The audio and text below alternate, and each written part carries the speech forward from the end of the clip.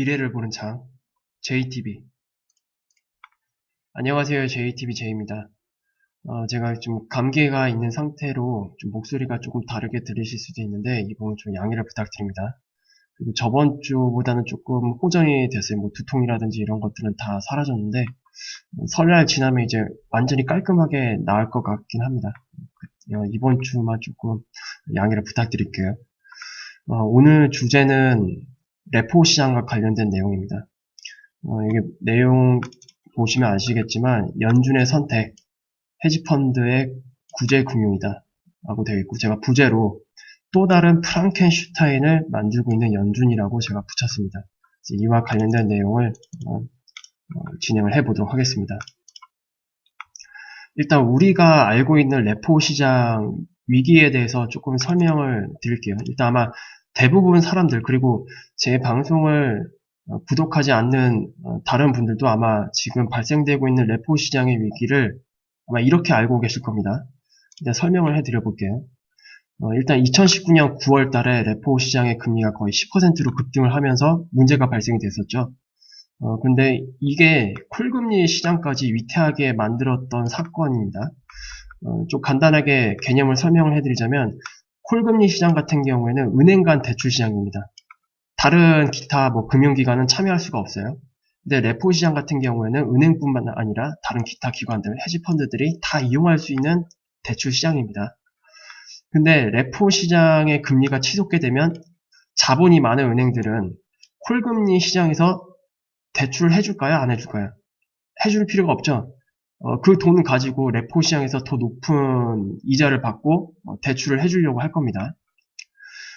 그렇게 되면 콜금 시장도 대출이 잘 이루어지지 않게 되기 때문에 콜금 시장의 금리까지도 올라가게 되겠죠. 그렇게 되면 이제 또 다른 문제가 발생하게 됩니다. 왜냐하면 콜금 시장의 금리 같은 경우는 연방 기준금리로 이제 컨트롤이 되는 시장이거든요. 근데 콜금리 시장까지 금리가 급등하게 된다. 그래서 연방 기준 금리보다 높아지게 된다. 이런 현상이 발생하면 결국엔 연준의 금리 컨트롤이 붕괴가 됩니다.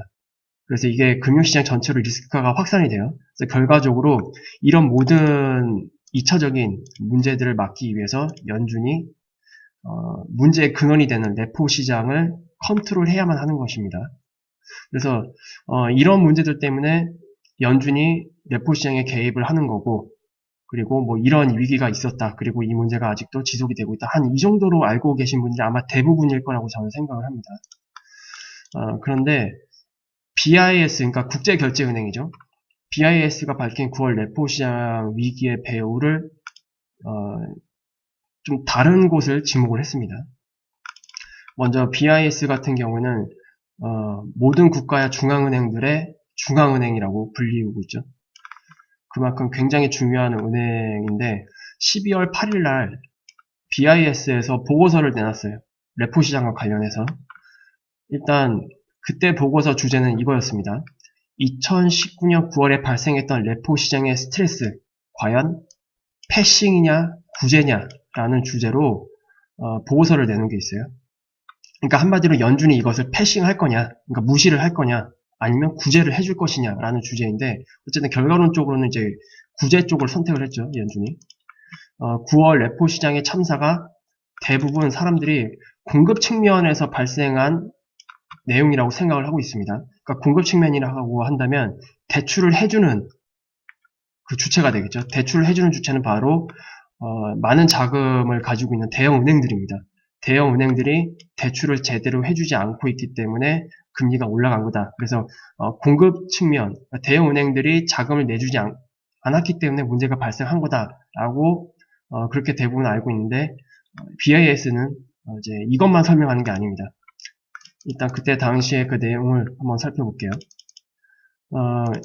일단 왼쪽에 첫 번째 그림, 요거는 이제 미국의 그 은행들이 가지고 있는 국채, 재무부 국채입니다. 재무부 국채, 그리고 적립금, 이것을 이제 그래프로 나타낸 건데, 이제 적립금이 계속 하락을 했었죠. 적립금이 계속 고갈이 됐었고, 그리고 미국의 은행들은 채권 보유량을 계속 올리고 있었습니다. 그리고 우측의 경우에는 좀 더 자세한 내용인데 이거는 제가 아마 지난 224번 영상인가를 통해서 한번 설명을 해드렸을 겁니다. 탑4 뱅크, 그러니까 상위 탑4 뱅크, 대형 은행들의 그 상황을 보면은 일단 그 유동 자산 중에서 채권이 국채가 차지하는 비율이 이제 계속 올라왔거든요. 그리고 뭐 2013년 정도를 거의 이제 바닥으로 해서 이제 그때부터 국채 보유량을 계속 늘려왔는데 2017년 그리고 2018년 초반까지는 이제 이렇게 횡보 구간을 거치다가 갑자기 2018년 때부터 급격히 채권 보유량을 늘립니다. 그리고 어디까지? 탑4뱅크 같은 경우에는 유동자산의 거의 40% 넘게 채권 보유량을 늘렸습니다. 그리고 전체 은행으로 따진다면 거의 24%, 25%까지 채권 보유량을 늘렸어요. 그만큼 자금을 이제 안 풀고 이제 안전자산인 이 채권 쪽으로 자금을 계속 리밸런싱을 하고 있다라는 그런 내용인데 여기서 이제 말하고자 하는 내용은 이겁니다. 이런 것들 때문에 결국 공급 측면에 문제가 있는 게 아니냐. 대은행들이 돈을 안 풀어서 이렇게 된 게 아니냐라고 이제 다뤘던 내용들이 아마 외신 쪽에서 많았을 거예요. 근데 BIS는 수요 측면에 문제가 있다라고 지적을 했습니다. BIS는 연준과 그 외 모든 사람들이 위기의 원인을 꼽은 대형은행들의 레포 시장 대출 축소를 일단 뒤로 하고 거꾸로 대형은행들이 왜 레포 시장에서 대출을 축소하고 있는지 그리고 국채 비중을 높이면서 자산 리밸런싱을 진행을 했는지를 설명을 합니다. 특히 연방준비제도 이사회와의 그 과잉준비금 형태로 유동성 버퍼가 고갈되고 있었기 때문에 이것 때문에 지금 문제가 굉장히 많았었죠. 또 여기에는 그 정부에서 이제 그 부채 한도를 또 늘리는 바람에 적립금을 더 충당해야 되는 그런 여러 가지 이슈가 겹쳤었습니다. 그래서 적립금이 계속 이제 고갈이 되고 있었는데 4대 은행들은 자금 공급을 꺼려하기 시작했습니다. 왜냐? 어떤 위기를 감지했기 때문이죠. 괜히 4대 은행들을, 이 대형 은행들이 정보력이 엄청나게 많은 이 4대 은행들이 레포 시장에서 대출을 안 해주는 이유. 그냥 안 해주는 게 아닐 겁니다. 어떤 위기가 올 것을 이제 감지를 했기 때문인데, 그리고 연방제도 이사회는 레포 개입을 선택을 했고, 결국 not QE라는 명목으로 모종의 QE를 출범을 시켰었죠. 그리고 자금 공급을 끌어올리기 위해서 모든 노력을 다 해왔습니다. 그리고 지금도 다 하고 있어요. 그래서 어쨌든 이 자금 공급 측면의 그 이런 문제를 해결하려고 노력을 하고 있지만 BIS는 수요 측, 금리 선물과 같은 등가에 해당되는 파생상품 계약을 판매를 하면서 동시에 미국 국채를 매입하는 금융거래로 차익을 노리기 위해서 레포 시장에서 대출을 받아서 이제 투자를 하는 헤지펀드들. 이게 문제입니다. 이게 헤지펀드. 요런 형태로 이제 금융거래로 이제 차익을 노리는, 그러니까 어떻게 보면은 굉장히 기술적인 차익거래거든요. 이런 것들은.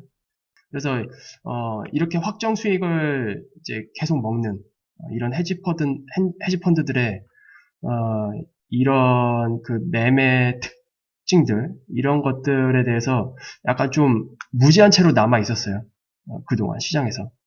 그래서 이런 헤지펀드들의 이런 수요, 이런 문제가 아니라 공급 측면에 대한 문제만 다루고 있었는데 BIS는 바로 이 문제에 주목을 하고 있는 겁니다. 그리고 이제 연준 같은 경우에는 또 다른 프랑켄슈타인을 만들기로 결정을 한 것 같습니다. 연준 입장에선. 일단 지금 이 문제를 조금 잘 이해하기 위해서는 1990년대 또 다른 헤지펀드가 좀 대중화한 거래 기법을 좀 상기할 필요가 있는데 이게 바로 LTCM이라고 하는 겁니다. 이게 롱텀 캐피털 매니지먼트 헤지펀드거든요. 이게 어떤 사건이었냐면 제가 뒤에서 이제 자세히 설명을 해드리겠어요. 일단 LTCM이라고 한다면 일단 등을 두드려라. 그만큼 이제 구역질 나는 사건이었는데 이게 지금 레포 위기가 지금 발생되고 있는 레포 위기가 연준의 대규모 유동성 투입을 촉발시킨 롱텀 캐피털 매니지먼트와 같은 전염병으로 변모할 것이라는 두려움이었고, 그 결과 헤지펀드의 그 생존 가능성에 대한 우려가 사라지면서 위험자산 가격이 급등했습니다. 대표적으로 이제 미국 주식시장이죠. 지금의 그 상황을 보면. 그래서 결국 연준 입장에서는 과거 LTCM과 같은 사건이 일어나지 않기를 바라면서 이제 결국 헤지펀드들의 구제금융이죠. 어떻게 보면 헤지펀드를 구해준 겁니다. 한마디로. 더 큰 붕괴를 막기 위해서. 그래서 지금 이런 것들을 잘 이해하면 이 LTCM에 대한 배경 지식이 약간 좀 있어야 되는데 이걸 좀 같이 설명을 해드릴게요. LTCM이 뭔지. 롱텀 캐피털 매니지먼트의 그 약자입니다. LTCM 같은 경우에는 1994년에 살로몬 브라더스 부사장이자 채권 거래 팀장이었던 존 메리웨더가 설립한 미국의 헤지펀드입니다. 존 메리웨더라는 사람은 살로몬의 트레이드였어요. 그 시절에 $10,000,000의 베팅을 성공시켜서 젊은 나이에 살로몬의 채권 거래 팀장직으로 승진을 했습니다. 그리고 그가 지휘했던 살로몬의 채권 거래팀은 이런 차익 거래를 통해서 회사 수익의 대부분을 벌어들였을 정도로 실력이 뛰어났는데 그만큼 회사에 엄청난 막강한 영향력을 행사할 수 있었던 그런 사람이 되겠죠. 근데 문제는 이 메리웨더 부하가 국채거래에서 부정행위를 저질렀어요. 그래서 부정행위를 저지른 5년 만에 1991년입니다. 그때가. 메리웨더는 불명예 퇴임을 할 수밖에 없게 되었습니다. 책임을 지고 불명예 퇴임을 하게 되는데 이후에 그 채권거래팀의 요구 끝에 살로몬은 그를 복직시키려고 했지만 메리웨더는 거절했어요. 이미 마음이 많이 상했겠죠. 이 메리웨더라는 사람이 회사에 얼마나 많은 수익을 안겨다 줬는데 이렇게 불명예 퇴임하게 만들고 근데 이 사람이 빠지다 보니까 채권거래팀에서 많은 요청이 있었겠죠. 이 사람 빠지니까 이제 회사 수익이 그만큼 이전처럼 나오질 않는 거예요. 그래서 다시 복직시키려고 했는데 이미 메리웨더는 기분이 다 상했습니다. 뭐 자존심도 굉장히 많이 상했겠죠. 그래서 거절을 했었고 메리웨더는 이제 살로몬의 채권 거래팀을 역으로 빼냈어요. 자신들의 그 팀이죠, 원래. 그 팀원들을 다 빼내서 이 사람이 1994년에 따로 헤지펀드를 설립을 했습니다. 그게 바로 이게 LTCM이에요.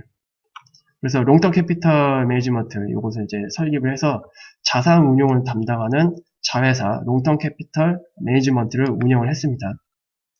이때 메리웨더가 이 롱텀 캐피털 매니지먼트 출범 당시에 살로몬의 대주주였던 워렌 버핏도 같이 끌어들이려고 했어요. 그런데 워렌 버핏은 그 제안을 거절을 했다고 합니다. 그 당시. 그리고 이 펀드는 어쨌든 대체로 만기가 다른 채권들의 금리차, 스프레드, 요거를 예측하는 방식으로 운영이 되는데 이 헤지펀드의 그 자산은 처음에 12.5억 달러로 시작했는데 출범부터 1997년까지, 그러니까 이게 1994년에 출범이 됐잖아요. 1994년에 출범이 됐는데 무려 연 28에서 60%의 고수익을 올렸어요. 그래서 1997년 그때 이제 동아시아 쪽에 외환위기 문제가 발생했었죠. 그때 엄청나게 고수익을 내서 단일 펀드는 유례없는 25억 달러까지 불어나게 됩니다. 그러니까 거의 2배 이상이 불어난 거예요. 그런데 문제는 1998년 러시아의 모라토리엄 선언 때문에 다량의 러시아 국채를 보유하고 있었던 이 헤지펀드의 붕괴 위기로 이렇게 치닫게 됩니다. 러시아의 모라토리엄 이 선언 때문에. 그래서 LTCM이 전 세계 은행들과 이제 거래하던 파생 상품 규모가 무려 그때 당시 1조 2,500억 달러에 이르렀습니다. 그러니까 98년 당시 1조 2,500억 달러라는 거는 솔직히 상상도 할 수 없는 규모입니다. 이때 당시 미국의 그 통화량이라고 해야 될까요? 통화량 같은 경우는 1조 달러가 되지 않았어요. 그러니까 그것을 조금 비교해 본다면 이때 당시 1조 2,500억 달러라는 이 규모는 전 세계 시장에 엄청난 파급 효과를 일으킬 수 있을 만한 그런 규모가 되겠죠. 이게 지금 붕괴가 될 뻔했었어요. 이 LTCM 때문에. 이 LTCM과 같이 이제 연계해서 거래하던 파생 상품 규모까지 감안을 해보니까 이 정도까지도 시장에서 좀 붕괴가 될 뻔한 그런 사건이 있었습니다. 그래서 이 문제 때문에 전 세계적 대형 경제 위기로 이어질 것을 우려한 연준에서 결국 안 되겠다. 이러다가 전 세계 경제 위기 또는 시스템 붕괴로 이어질 수도 있으니까 이런 것이 발생하기 전에 일단 이 LTCM을 구제하자. 그래서 다른 대형 은행들과 그리고 투자 기관으로부터 대규모 구제 규명을 받게 되었습니다. LTCM이.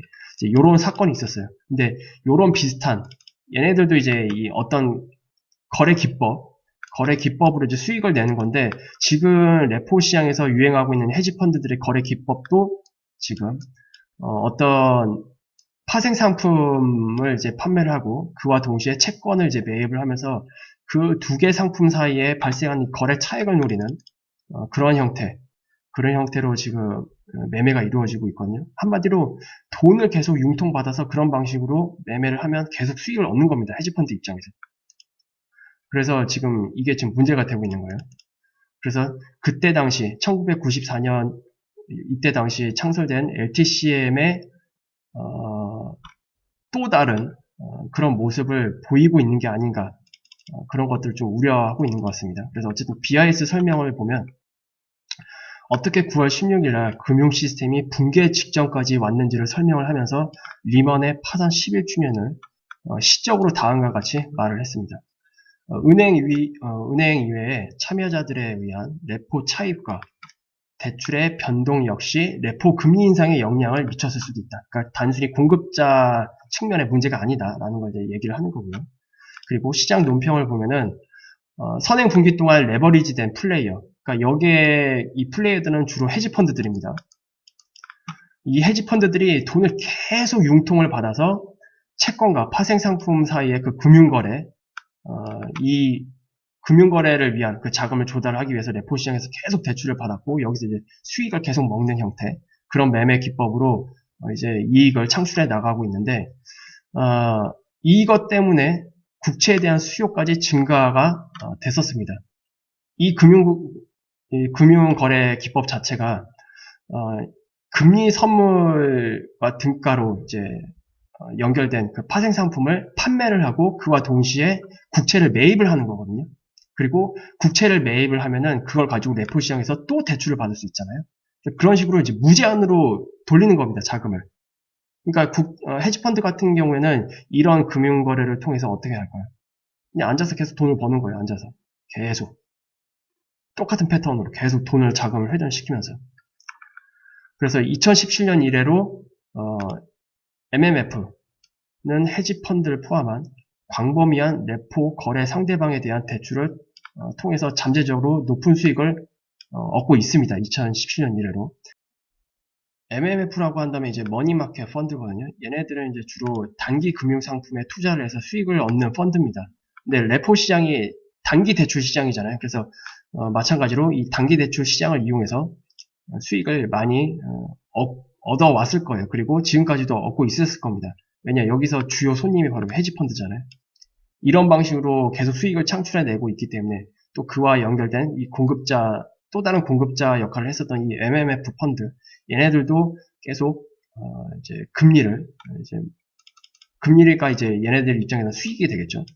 이런 형태로 계속 수익을 얻고 있었을 거예요. 근데 문제는 이러한 이 거래 자체가 Fixed Income Clearing Corporation, 그러니까 약자로 FICC라고 하는데 여기가 이제 뭐 금리 관련 상품이라든지 이런 것들을 청산하는 곳입니다. 한마디로 그냥 청산소라고 이해를 하시면 돼요. 청산소. 이 FICC에 의해서 이제 청산이 되는데 딜러 스폰서가 여기서 말하는 딜러 스폰서는 대개 은행이나 또는 중개업자들입니다. 얘네들이 신용 위험을 떠맡습니다. 그 결과 이 청산소 FICC가 그 중에 이제 대금 미불로 인한 그 대출 회수 이런 것들이 이제 발생을 하면 결과적으로 여기와 연결된 간접적으로 연결된 이 플레이어들, 그러니까 헤지펀드죠. 헤지펀드들. 얘네들도 이제 문제가 될 수밖에 없겠죠. 대출을 이제 갑자기 이제 회수하려는 그런 움직임이 나오면. 근데 2019년에 이 FRCC에서 대금 미불로 인한 대출 회수량이 굉장히 많이 증가를 했었어요. 그래서 헤지펀드들도 갑자기 돈줄이 막힌 겁니다. 그리고 이러한 위험들을 직감을 하고 대형은행들이 돈을 안 풀어준 거고요. 그래서 9월 중에는 레포 대출을 해줄 수 있는 이 수량 자체가 감소를 했어요. 그리고 그러면서 이제 금리가 상승을 한 거죠. 그리고 MMF에서도 이러한 위험들을 슬슬 인지를 하고 대출을 꺼리기 시작했습니다. 이런 모든 문제들이 다 겹쳐서 금리가 급등한 거예요. 레포 시장이. 그리고 시장 정보에 따르면 MMF는 강력한 이전 유입으로 인한 잠재적인 대규모 상한에 의해 우려된다고 했습니다. 그리고 현재 MMF가 제공하는 총량의 거의 20%를 차지하고 있기 때문에 그러니까 얘네들이 레포 시장 대출 제공에서 20%를 차지하고 있다고 합니다. 거래 상대방 노출 한도가 수량 감소의 원인이 되었을 수도 있다. 이렇게 보는 겁니다. 그러니까 이걸 좀 쉽게 풀자면 여기서 이제 이전 유입이라고 했잖아요. 이전 유입이라고 한다면 이런 형태의 거래가 그 이전부터 계속 진행이 돼 왔던 겁니다. 그래서 이전부터 그냥 쭉 쌓여왔던 이 문제가 2019년 9월 달에 한 번에 다 폭발한 겁니다. 결국에. 이게 뭐 단시간에 갑자기 빡 발생한 게 아니에요. 제가 저번에 수요일인가요? 237화에서 이 레포 시장의 문제가 10년간 진행된 양적 완화와 장기간의 제로금리가 만든 문제와 굉장히 닮아 있다라는 그런 부분을 언급을 해드렸는데 그것과 이제 연결이 되는 부분입니다. 그러니까 레포 시장의 지금 문제는 이런 양적 완화와 장기간의 제로금리가 만든 문제처럼 단시간에 발생이 된 게 아니고요. 꾸준히 이제 발생이 되다가 그게 누적이 되다가 어느 임계치에 도달해서 이게 딱 터진 겁니다. 그렇게 이해를 하시면 될 것 같아요. 그리고 이제 현재 상황을 좀 보겠습니다. BIS는 9월 17일부터 연방준비제도 이사회는 더 많은 준비금을 공급을 하고 그리고 시장 재압박을 완화하기 위해서 다양한 조치를 취해왔다. 이게 이제 대표적으로 대차대조표 확대 정책과 레포 개입이죠. 레포 시장 개입. 그래서 이런 레포 시장의 그 운영은 기간별 레포 시장으로 확대가 됐고 그리고 규모와 시간적 범위가 2020년 1월까지 늘어났는데 지금 최근 나온 기사를 보니까 1월달까지 원래 운영을 하려고 했는데 2월까지 연장을 했다고 합니다. 2월까지 연장을 했다고 해요. 이건 이제 참고상으로 알아두시면 될 것 같고 어쨌든 연방준비제도 이사회는 10월 11일 날 비예금 부채의 증가를 상쇄하기 위해서 초기 단계인 월 600억 달러의 단기 부채를 매입하기로 발표를 했었죠. 이게 우리가 알고 있는 낫퀴입니다.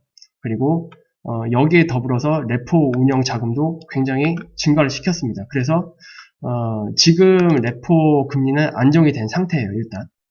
일단 여기까지 BIS가 이렇게 발표를 했습니다. 근데 문제는 이런 지금의 상황을 완화시키는 사건들을 이제 그동안 이제 쭉 다뤄왔습니다. 문제는 연방준비제도 이사회가 현재 하루짜리, 그러니까 오버나잇이죠. 오버나잇 레포와 그리고 기간 레포를 통해서 2,300억 달러와 그리고 단기 국채 매입을 통해서 1,550억 달러를 투입을 했어요. 그리고 여기에 그치는 게 아니라 연방준비제도 이사회는 대차대조표를 그동안 무려 단기간에 3,220억 달러까지 확대를 했습니다. 그럼에도 불구하고 레포 시장은 여전히 균형이 깨져 있다는 게 문제입니다. 이런 많은 노력을 했음에도 불구하고 그러니까 공급 쪽에서 문제를 해결할 수 있는 문제가 아니라는 얘기예요. 이게 절대로 공급 쪽에서만 문제를 해결할 수 있는 게 아니다. 그리고 여전히 대형은행들은 대출을 좀 꺼리고 있습니다. 그리고 추가로 이제 말씀을 드리자면 어쨌든 거대한 금리 파생 포지션의 레버리지 펀드, 이게 바로 헤지 펀드가 지금 개입이 되고 있는 겁니다. 어쨌든 금리와 관련된 파생 상품을 판매를 하면서 채권을 이제 매입을 하는 방식으로 거래 차익을 챙기고 있기 때문에 근데 만약 이들이 폭발한다면 과연 누가 공경에 처할까요? 당연히 그 거래 상대방 쪽에 있는 대출을 해준 자들이죠. 바로 은행들입니다. 은행들이 매우 큰 공경에 빠집니다. 헤지펀드가 무너지게 되면. 지금 이 레포 시장에서 계속 자금을 융통을 해 갔기 때문에. 그렇게 되면은 대형은행들은 그 FYCC 같은 그런 청산소를 재자본화해야 될 수밖에 없을 겁니다. 그래서 유동성이 충분히 빠져나간다면 은행 간의 신용이 거의 즉각적으로 무너질 수밖에 없을 겁니다. 유동성이 싹 빠져나가 버리면. 그리고 은행들은 이제 위험을 인식을 했어요, 이미. 대형은행들은 작년부터 이미 위험을 인식을 했죠. 그래서, 자산을 이제 국채 쪽으로 좀 많이 옮기고, 그리고 레포 시장에서 대출을 꺼리는 그런 모습을 보여주고 있고, 그게 아직도 지속이 되고 있습니다. 그리고 은행들은 일단 이 위험을 인식을 했기 때문에, 그 위험으로부터의 노출을 줄이려고 노력을 이제 계속을 하고 있고, 앞으로도 계속 할 겁니다. 그래서 QE가 창출한, 이거는 이제 기존의 QE 1, 2, 3입니다. 기존의 그 양적 완화가 창출했던 다른 모든 나쁜 금융 구조와 그리고 잘못된 투자를 촉발시키지 않고 어떻게 이것이 해결될 수 있는지 보는 것은 사실상 불가능하죠. 이미 이제 이건 다 벌어졌기 때문에. 그리고 이것이 이제 최상위 4개 대형은행 중심으로 레포 시장에서 자금을 대출해주지 않는 결정적인 이유입니다. 바로 이 내용들이. 헤지펀드들의 그 탐욕, 그리고 헤지펀드들이 레포 시장에서 자금을 융통해서 그런 방식으로 계속 수익을 챙기고 있는 그런 원인은 또 있죠, 또. 제가 뒤에서 설명을 해드리겠지만 바로 저금리. 저금리 환경이 만들어졌기 때문에 안정적으로 어느 정도의 그 수익을 챙길 수 있는 시장이 계속 사라지고 있습니다.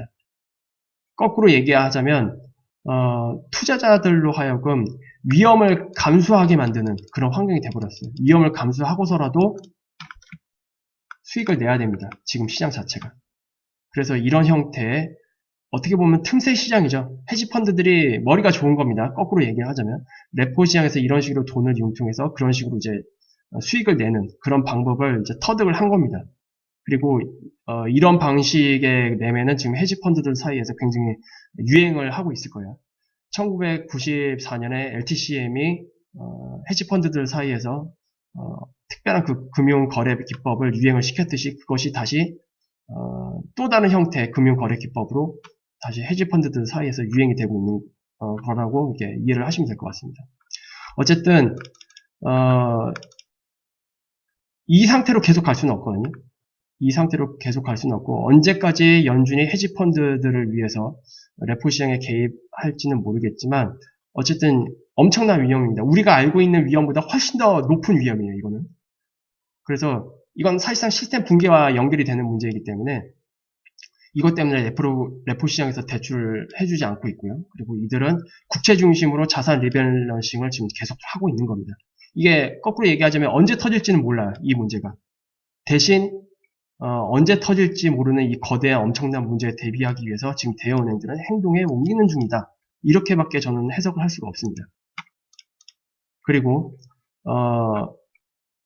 실제로 연준이 다시 한번 은행들을 구제한다는 미명하에 그리고 수조 달러의 손실을 입은 자금을 회수하고 있었을 때 그 결과로 생긴 사건들의 연쇄가 그 하나의 거래 상대방에게 도미노 효과를 가져다 줄 것이기 때문에 그러니까 예를 들어서 연준이 손실을 입은 자금들을 회수를 하고 그렇게 되면 헤지펀드들 쪽에서 어쨌든 뭐 파산하는 그런 헤지펀드들이 막 생기겠죠. 그러면 파산하게 되는 헤지펀드들의 거래 상대방 쪽에 있는 은행들이나 또는 중개업자들이 또 같이 문제가 될 겁니다. 그런 식으로 도미노 효과를 가져다 줄 것이기 때문에 연방준비제도 이사는 이걸 두고만 볼 수 없었던 거예요. 그래서 개입을 한 겁니다. 레포 시장에. 그래서 9월 레포 위기는 연방준비제도 이사회가 근본적으로 불충분한 적립금 중 하나로 대표되고 그러니까 여기서 이제 QE라고 언급을 했잖아요. 그때 당시 파월은. QE4가 아니고 QE를 언급을 하면서 우리가 적립금을 조금 관리를 하면서 이 문제를 해결할 거고 그리고 이거는 뭐 분기 말에 여러 가지 뭐 자금 필요 이슈도 있었고 일시적으로 그런 요인들이 몰려서 생긴 거다. 걱정하지 말아라. 이런 식으로 얘기했지만 실제로 엄청난 문제가 있었던 겁니다. 한마디로. 그래서 연준이 그렇게 단호하게 레포 시장에 바로 개입하게 될 수밖에 없었던 이유였고요. 결국엔 헤지펀드들의 실패를 막기 위해서였다. 헤지 펀드들이 실패하게 되면 거래 상대방의 위치에 있는 많은 은행들이 닫힐 수가 있기 때문에. 그리고 이거는 바로 금융시장의 붕괴입니다. LTCM이 과거에 무너질 뻔했을 때 그때도 전 세계 거대한 대형 경제 위기로 치달을 수도 있었거든요. 그때도 연준이 개입해서 막았었죠. 근데 이번에도 마찬가지로 아예 그냥 애초에 싹을 잘라버린 겁니다. 한마디로. 그런 위기가 발생시키지 않게 아예 레포 시장에 개입을 해서 헤지 펀드들을 위해서 레포 시장에 개입을 해준 거예요. 이걸 좀 직설적으로 연결시킨다 보면 레포 시장의 금리를 안정화시키기 위해서 레포 시장에 개입을 한 게 아니고 헤지 펀드들을 구제금융해 준 겁니다. 그냥 한마디로. 헤지 펀드들이 무너지는 걸 막기 위해서 레포 시장에 개입을 한 거니까 결국 헤지 펀드들을 구제금융해 준 거 아니에요? 레포 시장을 통해서. 그렇게 된 겁니다. 그래서 일단 10배까지 높은 레버리지를 잡아내면 모든 포지션이 청산될 수밖에 없습니다. 지금 헤지 펀드들이 자신들이 가지고 있는 자금보다 거의 10배에 가까운 자금을 융통해서 지금 쓰고 있거든요. 엄청난 레버리지입니다. 레포 시장을 통해서 가져가는 돈들이. 근데 이거를 청산시켜버리면 당연히 헤지 펀드들 중심으로 엄청난 대규모 마진콜 쓰나미가 나올 수밖에 없습니다. 이거 금융시장에서 엄청난 충격을 줄 수밖에 없겠죠. 그리고 최소한 이거는 어떤 의미의 그 청산소, 클리어링 하우스가 이제 청산소라고 이제 이해를 하시면 되는데, 좀 규모가 큰 청산소도 같이 무너질 수도 있습니다. 엄청난 그 마진콜 청산 쓰나미가 닥치게 되면. 그래서 이거는 결국 제가 앞서서 설명해드렸던 과거의 그 LTCM 파산으로 인한 전 세계 금융위기를 촉발시킬 수 있는 위험이 될 수밖에 없습니다. 그래서 이걸 다 막은 겁니다. 이런저런 핑계를 대면서 연준이. 그래서 연방준비제도 이사회가 개입을 해서 지금 이 레포 시장의 가장 약한 고리, 헤지펀드들 이런 이 약한 고리를 일단 뒤로 제끼기 위해서 레포 시장에 개입을 한 거고 그 결과 주가가 사상 최고가를 경신하고 있는 겁니다. 그러니까 뭐 주가가 상승하는 이유는 뭐 여러 가지 많죠. 뭐 누구는 펀더멘털의 예를 들 거고 어떤 거는 뭐 특정 주도 업종들의 뭐 이익률 그리고 미래 전망, 밝은 미래 전망 이런 것들을 위해서 주가가 올라간 거라고 해석할 수 있겠지만 지금 상황은 유동성 장세입니다. 유동성. 이 유동성의 힘으로 지금 주가가 조금 올라가고 있다고 보시면 될 것 같고 일단 제가 2020년에 레포 시장을 계속 주목을 해야 된다라고 저번에 말씀을 드렸죠. 일단 연준에서는 2월 달까지 레포 개입을 하겠다고 일단 밝혔는데 이걸 이대로 계속 끌고 갈 수는 없을 겁니다. 어찌됐든 지금 헤지 펀드들의 그 탐욕을 연준에서 서포터하고 있는 그런 모습이 됐습니다. 결과적으로. 그렇게 돼버렸기 때문에 연준이 언제까지나 계속 이렇게 진행할 수는 없을 것 같고 지금 미국 시장이 이제 고평가 상태로 계속 거품이 쌓여가고 있는데 이게 지금 이런 문제가 있었다는 거. 그 이면에. 그래서 단순히 뭐 기업이 좋고 뭐 아직 뭐 전망을 보면 더 많이 올라갈 거다. 뭐 여러 가지 이유를 뭐 붙일 수는 있겠지만 그냥 팩트로 기술적으로 봤을 때는 순전히 이런 유동성의 그 힘, 그리고 유동성을 주입할 수밖에 없는 이런 입장들, 이런 것들을 조금 이해를 하시면 됩니다. 그러니까 거꾸로 얘기하면, 불안한 상승이라고 해야 될까요? 이 돈질이 영원히 지속되지는 않을 거예요. 이런 형태의 돈질은. 그래서 이것을 좀 잘 감안을 해서 시장을 보시면 될 것 같습니다. 조금 이제 요약을 해드리자면, 어쨌든 지금 레포 문제는 공급 측의 문제가 아닌 수요 측에 대한 문제라는 게 이제 거의 이제 밝혀졌고요. 특히 헤지 펀드들. 더 확실하게는 앞서서 말씀드렸듯이 금리 선물 파생 상품 판매와 그리고 채권 매입을 통한 차익 거래로 돈을 벌고 있는 헤지 펀드들의 문제가 가장 핵심입니다. 지금 레포 시장의 이런 문제는. 그리고 이게 갑자기 발생된 게 아니라 수년간 쭉 이어지고 있다가 그 임계점이 이제 다 찼고 그리고 그 임계점에 올라왔기 때문에 대형은행들도 엄청난 그 위험을 인식을 하고 레포 시장에서 대출 꺼리는 거고요. 이런 것들 때문에 또 이제 유동성 공급이 안 되다 보니까 레포 금리가 올라간 거고. 그러니까 다 연결이 되어 있는 상태입니다. 하나가 터지면 이제 다른 뚝까지 다 무너질 수밖에 없는 그런 구조적인 문제라고 보시면 돼요. 그래서 어쨌든 유동성 주입, 그러니까 연준에서 레포 시장 개입을 안 하게 되면 결과적으로 대규모 청산 문제가 발생할 수밖에 없습니다. 헤지 펀드들 중심으로. 그러면 금융 시스템 위험을 인지한 대형 은행들이 당연히 대출을 안 해주겠죠. 이 문제를 다 알고 있는데. 그리고 연준이 개입을 한다고 해도 대형 은행들이 연준이 영원히 개입할 수는 없을 거다라고 인지를 하고 있기 때문에 계속 대출을 꺼리고 있는 거고, 그리고 국채 중심으로 자산 리밸런싱을 계속 하고 있는 게 아닌가, 그렇게 보여지고요. 그래서 어쨌든 이런 문제들이 결국 수면 위로 올라오게 된 겁니다. 이게 단기간에 발생된 문제가 아니라는 거. 그리고 헤지 펀드들이 만약에 실패한다, 지금 시장에서, 그러면 이게 앞서도 말씀드렸다시피 거래 상대방 위험에 노출이 되는 그런 문제가 이제 발생할 수밖에 없죠. 그래서 이거는 결과적으로 또 시스템 전체를 붕괴시킬 수밖에 없는 문제를 내포를 합니다. 그렇기 때문에 연준이 이제 개입을 할 수밖에 없었던 거고, 결과적으로 연준은 헤지 펀드들의 대규모 청산 쓰나미에서 헤지 펀드들을 구제 금융하게 된 겁니다. 그리고 헤지 펀드들의 탐욕을 서포트해주는 결과로 지금 이어지고 있고요. 그리고 이것 때문에 위험 자산까지 다 같이 오르고 있다는 거. 왜냐, 헤지 펀드들의 파산을 방지를 해준 거잖아요. 그러면 거꾸로 얘기를 해본다면 금융 시스템에서 리스크가 완화가 된 겁니다. 그렇다 보니까 당연히 위험 자산도 같이 올라갈 수밖에 없는 거죠. 그렇게 이제 좀 결과로 이어지고 있습니다. 그리고 이 역시 양적 완화와 장기간의 그 저금리, 또 그로 인한 낮은 수익률의 환경으로 인해서 위험을 감수하게 만든 금융 환경이 헤지 펀드들의 이러한 수익 추구에 불을 지핀 것으로 보입니다. 그러니까 쭉 연결이 되죠, 지금.